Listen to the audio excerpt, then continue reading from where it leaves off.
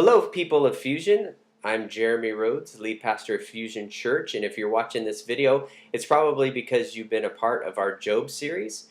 This is the third video, and it's from our second week of devotions. And today, I only have one question. Sorry for getting this out so late, but I only have one question, and that question has to do with Job 10, verses 3 through 7. And the question is, why does Job describe God with human qualities?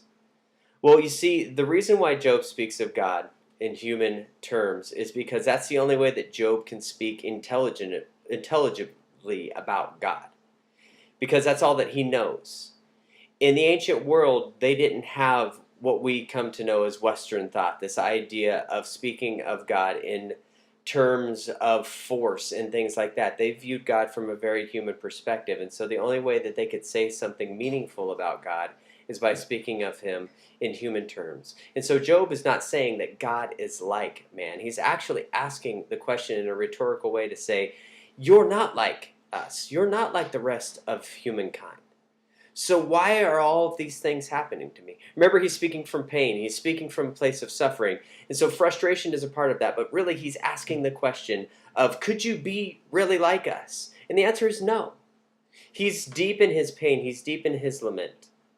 And because of that, he's crying out in agony, trying to make sense of his suffering. You see, this is kind of one of those places in Job where you start to move forward and you start to see some amazing things that Job says about suffering, says about God, and then he starts addressing God, imploring him to answer him. But in this spot, he's really trying to make sense of his suffering, his hurt, his pain. And he's processing, going, you can't be like us. So why is this happening? Why are these things progressing?